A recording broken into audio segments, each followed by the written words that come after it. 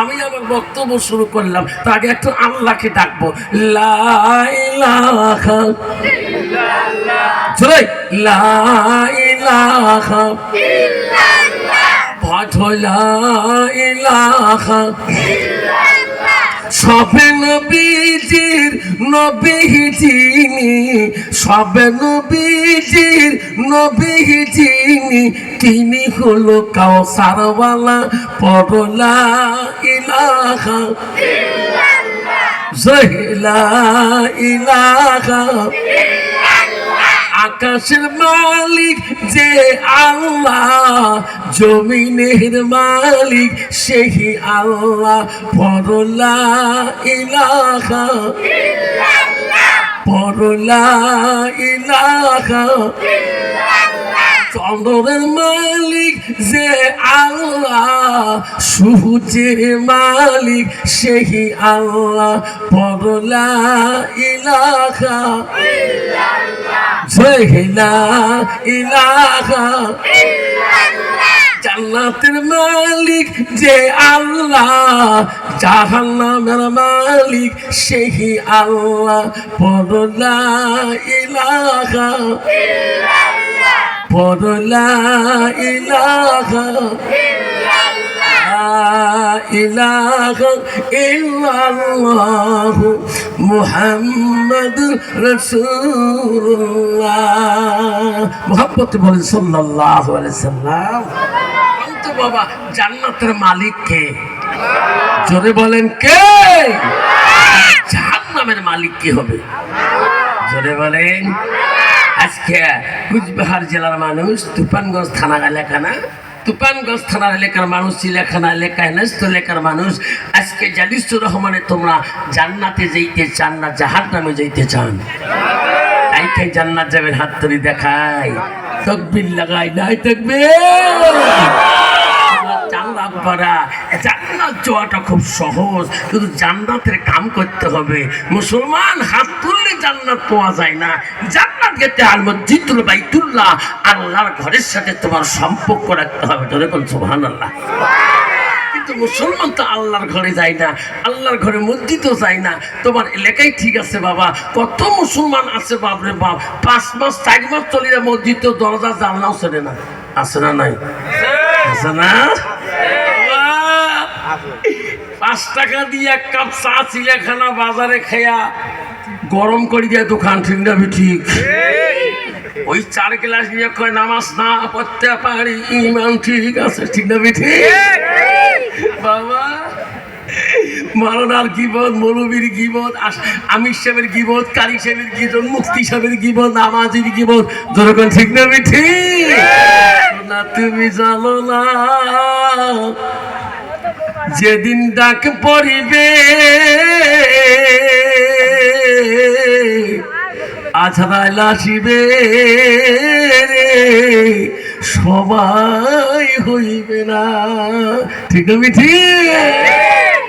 উনি চিলাখানার থেকে বাড়ি আসবে, কোন গ্যারান্টি আছে? আব্বারে, তোর আব্বাকে যেদিন 4 জনে ঘাড়ে করি কবরে নিয়ে যায়, যেদিন তোর মাকে কবরে নিয়ে গেছিল, আর যেদিন তো কবরে নিয়ে যাবে, সেদিন হাজারো কান্দিবা। তোর ছেলে মেয়ে কোনদিন তোর কান্দন শুনবে না। মুসলমান যদি এই কথা বুঝতো, তাহলে মুসলমান কোনোদিনও মসজিদে আজান হওয়ার পরে পরে ওই মুসলমান কিন্তু মুসলমানিত্ব নষ্ট করতো না। যতক্ষণ ঠিক না মিঠি, মানে মুসলমানের ঘরে জন্ম নিয়ে মুসলমান হওয়া যায় না। তুমি তো বলছো আমি মুসলমান, আল্লাহ তো বলছি ইন্নাল মুসলিমিনা ওয়াল মুসলিমাত ওয়াল মুমিনিনা ওয়াল মুমিনাত ওয়াল কানিতিনা ওয়াল কানিতাত। যতক্ষণ সুবহানাল্লাহ। আমি মুসলমান বলি পরিচয় দিলে সবাইকে ভাই লোকরা মুসলমান, কিন্তু তাকে যদি বেঈমান করা হয় গাল পাইবে না বলবে? পারবে না বাবা। যদি কোনো মানুষ যদি খাবার সময় তুই নামাজ না উঠে সমাজ থাকি, দেখবো মাথা গন্ডল করবে, ঠিক না ঠিক?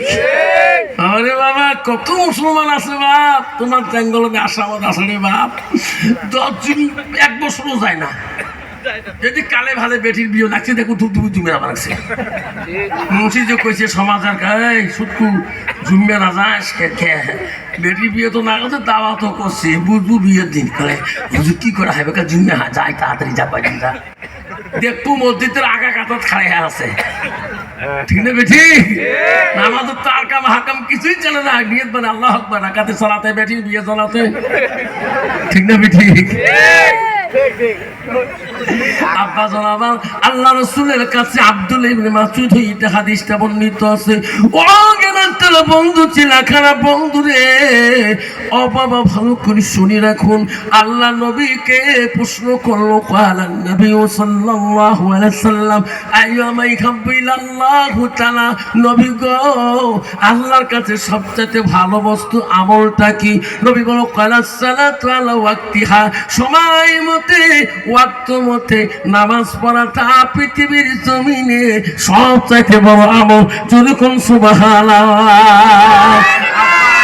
বন্ধুগণ শুনে রাখেন পৃথিবীর কত বড় অলি ছিল গো আল্লাহ যে অলির জীবনে আল্লাহ এক ওয়াক্ত তাহাজ্জুদ নামাজ কায়দা হয় নাই হুজুর কোন অলি আব্বারে তার নাম হলো হযরতে বাকি বিল্লাহ রহমাতুল্লাহ হাজার হাজার ভক্তবিন্দু হাজার হাজার মুরিদান ছিল হযরতে বাকি বিল্লাহ রহমাতুল্লাহ একদিন তার মুরিদান ভক্তবিন্দুরা বলে ওস্তাদ গো ওগো উস্তাদজি আপনি যেদিন মারা যাবেন আপনি যেদিন দুনিয়া ছেড়ে চলে যাবেন আপনার জানাজার ইমাম কে হয়ে দাঁড়াইবে ওগো হুজুর আপনার জানাজাটা কে দিবে হযরতে বাকি বিল্লাহ বলছে এ বেচারা শুনে রাখো আমি তোমার উস্তাদ আমি তোমার হুজুর বলি যাই আমার জানাজার ওই মানুষ ইমাম হবে যার জীবনে এক ওয়াক্ত তাহাজ্জুদ নামাজ কায়দা হয় নাই যেরকম সুবহানাল্লাহ আব্বা সোনারে হযরতে বাকি বিল্লাহ দুনিয়া থেকে চলিয়া গেলেন পৃথিবীতে এমন কোন মানুষ যেমন অলি আউলিয়া নাই মৃত্যু ছাড়া চিরকাল জিন্দা রহে নাই বাকি বিল্লাহ দুনিয়ার বিদায় নিয়ে নিলেন হাজার হাজার ভক্তবিন্দুরা কান্দে আরে আমার হুজুর বলে গেছে আমার হুজুর ইমাম জানাজার ইমাম ওই মানুষ হবে যার জীবনে এক ওয়াক্ত তাহাজ্জুদ কায়দা হয় নাই জানাজা শুরু হয়ে যাবে হাজার হাজার মানুষ জানাজারে কাতারে লাইন হয়ে গেলেন ভক্তবিন্দুরা বলল কি আছেন গো আমার উস্তাদের জানাজার ইমাম ওই মানুষ হবে যার জীবনে এক ওয়াক্ত তাহাজ্জুদ কায়দা হয় নাই তিনি আসে আমার উস্তাদের জানাজাটা দেন ওই দিন দেখতেছে কোন ইমাম হইয়া কোন আলেমও সামনে যেতে পারে না কারণ সবাই গ্যারান্টি দিতে পারে না আমার 5 ওয়াক্তের গ্যারান্টি নাই তাহাজ্জুদ গ্যারান্টি দিতে পারবো না যেরকম ঠিক নবী ঠিক বাবা যে মানুষের তাহাজ্জুদ নামাজ কায়দা না হয় তার ওয়াক্ত নামাজ কায়দা হবে তার কত বড় কঠিন নামাজ তাহাজ্জুদটা আল্লাহকে আপন কাছে আনার জন্য একটা নামাজ হলো তাহাজ্জুদ নামাজ যেরকম সুবহানাল্লাহ সবাই ভাবে ভক্তবিন্দুরা বলে গো কে গো আছেন আমার উস্তাদের জানাজাটা দিবেন যার জীবনে এক ওয়াক্ত তাহাজ্জুদ নামাজ কায়দা হয় নাই ওই দিন বাকি বিল্লাহ রহমাতুল্লাহ ইমাম মেলে ওই জানাজার জায়গায় ইমাম হয়ে কেউ দাঁড়ায় না ভক্তবিন্দুরা কাঁদে ওস্তাদজি গো ওগো ওস্তাদজি কেন গো ওস্তাদজি এই ওসিয়ত করে গেলেন আজকে তোমার সামনে জানাজার ইমাম আমরা খুঁজে পাই না কে তোমার জানাজা দিবে কেউ তো তোমার সামনে কেউ দাঁড়াইতে চায় না ভক্তবিন্দুরা পাগল হয়ে গেল কাঁদতে কাঁদতে অস্থির হয়ে গেল এমন সময় একটা মানুষ দ্রুত বেগে ঘোড়ার পৃষ্ঠে চড়িয়া হযরতে বাকি বিল্লাহ রহমাতুল্লাহ ওই লাশের সামনে আসি দাঁড়াইয়া গেলেন। লোকটার মুখে খেলাপ লাগা, পর্দা লাগা, লোকটাকে চেনা যায় না। উনি দাঁড়িয়ে বললেন, ভাই সবাই খারাপ হয়ে যাও, আমি হুজুরের জানাজার আমি আজকে ইমামতি করব। যেরকম সুবহানাল্লাহ। সবাই দাঁড়িয়ে গেল, জানাজার শুরু হয়ে গেল। এক তাকবীর, দুই তাকবীরে, তিন তাকবীরে, লাশ তাকবীরে সালাম যখন শেষ হয়ে যায়, ওই লোকটা ওই দৌড়ি যে ঘোড়ার পৃষ্ঠে আবার উঠিয়ে যায়। ভক্ত মুরিদান না চিনতে পারলো না ইনি কে গো, বাড়ি কোন জায়গার, বাড়ির নাম কি গো। দৌড়ি যা ওই ঘোড়ার লাগামটা টানি ধরলো। কে গো হুজুর, আমার উস্তাদের জানাজার আপনি হলেন। কে গো, তোমার পরিচয়টা কি?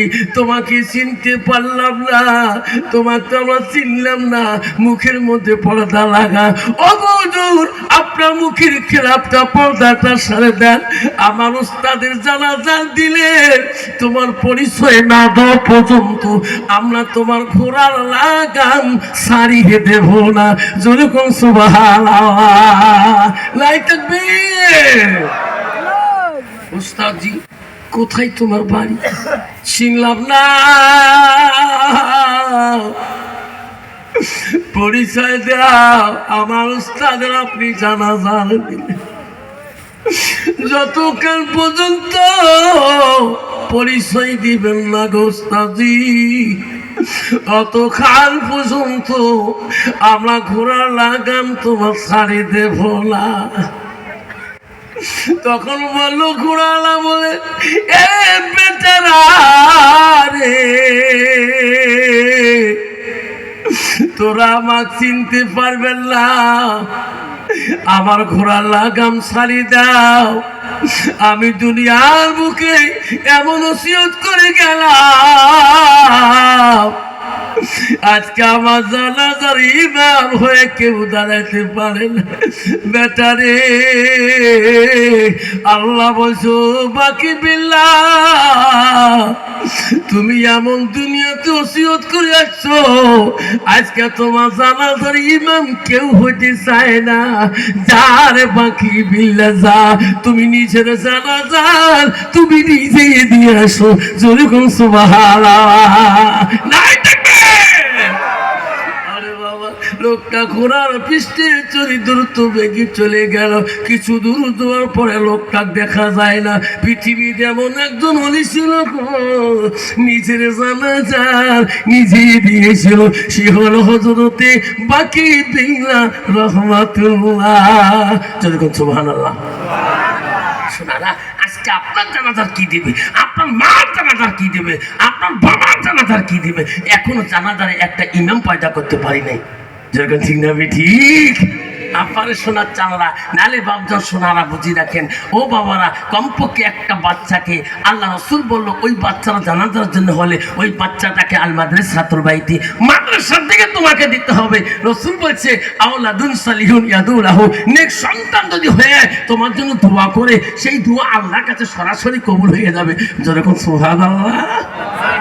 কিন্তু শোনার চালারা, আপনারা আমরা সমাজের মানুষ, কমপক্ষে একটা করে জানাজারের সমাজে 5 ভাই 5 ছেলে হলে একটা ছেলে জানাজারের বানাই। ঠিক না ঠিক? একটা ছেলে 5টার মধ্যে একটাকে ছেলে বাড়ির জানাজার ইমাম বানাই।